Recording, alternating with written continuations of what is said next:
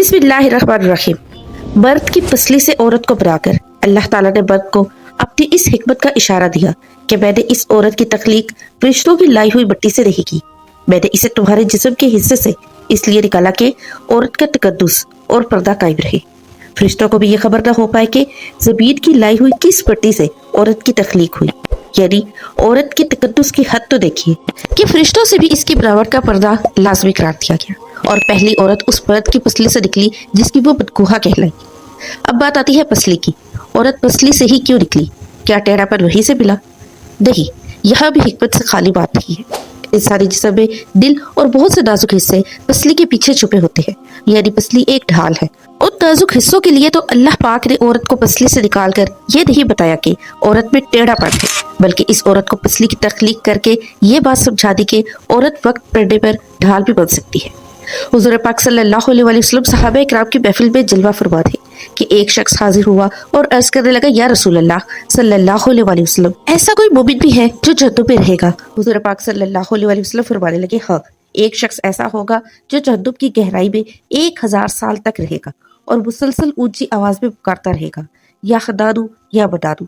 एक दिन इस कदर ऊंची बुलंद आवाज से ही या खदादू या बदादू कहेगा कि हजरत जिब्राइल अलैहिस्सलाम जहन्नुम के करीब से गुजरते हुए उसे सुन लेगी। हजरत जिब्राइल अलैहिस्सलाम हैरान होकर ये कहेंगे कि ये कैसी अजीब बात है, कोई मुसलसल या खदादू या बदादू पुकार रहा है। हजरत जिब्राइल अलैहिस्सलाम अर्श के सामने हाजिर होंगे और सर सजदे में रखकर खुदा की तस्बीह बयान करेंगे। अल्लाह फरमाएगा, ए जिब्राइल सर उठाओ। जैसे ही हजरत जिब्राइल अलैहिस्सलाम सर उठाएंगे तो अल्लाह फरमाएगा कि बताओ जिब्राइल अलैहिस्सलाम क्या अजीब देखा आज तुमने? तो वो अर्ज करेंगे, ए हमारे रब, मैंने जहन्नुम से आती हुई एक आवाज सुनी जो कि गहरे गड्ढे से आती हुई लग रही थी। कोई पुकार रहा था, या खदादू या बदादू।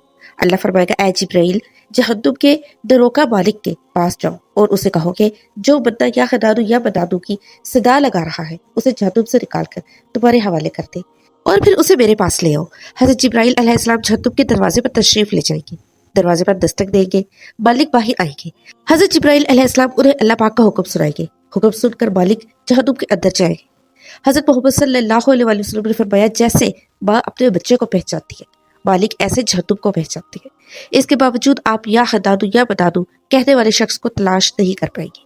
बाहर तशरीफ लाएंगे। हजरत जिब्राइल अलैहिस्सलाम से अर्ज करेंगे, ए जिब्राइल जहन्नुम ने गहरा सांस लिया है, इसलिए कौन सी चीज पत्थर है, कौन कौन सी चीज लोहा है और कौन इंसान है, उसकी पहचान नहीं हो पा रही।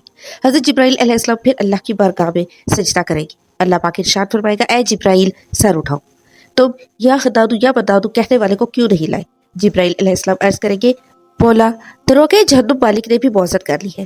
कहते हैं जहन्नुम ने गहरी सांस ली है, इस वजह से पत्थर, लोहे और इंसान के दरमियान कोई फर्क नहीं हो रहा। तो ये सब जलकर कोयला बन चुकी है, किस चीज की पहचान नहीं हो पा रही। अल्लाह फरमाएगा, जिब्राइल मालिक से कहो मेरा बदन जहन्नुम के फलां गड्ढे में, फलां कोने में इस हालत में पड़ा हुआ है। हजरत जिब्राइल अलैहिस्सलाम दरवाजे पर जाएंगे और मालिक को या खदादू या बदादू पुकारने वाले का पता बताएंगे। मालिक जहन्नुम के अंदर जाएंगे और देखेंगे एक शख्स है, उसके पाँव उसकी पेशानी के साथ और उसके हाथ गर्दन के साथ बंधे हुए हैं और जहन्नुम के सांप बिच्छू उसके साथ लेटे हुए हैं। हजरत उसकी जंजीर तोड़ देंगे और जहन्नुम से निकालकर हजरत जिब्राइल अलैहिस्सलाम के हवाले कर देंगे। हजरत जिब्राइल अलैहिस्सलाम उसे अर्श इलाही के सामने लेकर हाजिर होंगे। सर सजदे में रखेंगे। अल्लाह पाक फरमाएगा, जिब्राइल सर उठाओ। जिब्राइल सर उठाएंगे। अब अल्लाह पाक उस बंदे से फरमाएगा, ऐ बंदे, क्या मैंने तेरी बेहतरीन तख्लीक नहीं की थी? क्या मैंने तेरी तरफ रसूल नहीं भेजे थे? क्या मेरे रसूलों ने तुम्हें मेरी किताब नहीं सुनाई थी? क्या मेरे रसूलों ने तुम्हें नेकी का हुक्म नहीं दिया था? क्या तुझे बुराई से मना नहीं किया था? वो बंदा सारी बातों को मानेगा, इकरार करेगा, या अल्लाह तूने मेरी बहुत आला तख्लीक फरमाई, तेरे रसूल भी तशरीफ लाए और उन्होंने तेरे अहकाम भी सुनाए। अल्लाह पाक फरमाएगा, फलां फलां गुनाह क्यों किया? वो अर्ज करेगा, या अल्लाह मैंने अपनी जान पर जुल्म किया जिसके नतीजे में मुझे जहन्नुम में डाल दिया गया है। ऐ अल्लाह इसके बावजूद मेरी उम्मीद नहीं टूटी, मुझे तेरी रहमत से उम्मीद थी। मैं या खदादू या बदादू पुकारता रहा। बोला तूने मुझे अपने फजल से जहन्नुम से निकाला है, या अल्लाह मुझ पर रहम फरमा। अल्लाह पाक फरमाएगा, ए फरिश्तों गवाह हो जाओ, मैंने इस पर रहम किया और इसे मुआफ कर दिया। मोहतरम नाज़रीन, आइए अपना मुहासबा करते हैं। क्या हम पे कोई ऐसा शख्स है जो कह सके कि मैं अपने ईमान का हिसाब कर सकता हूँ?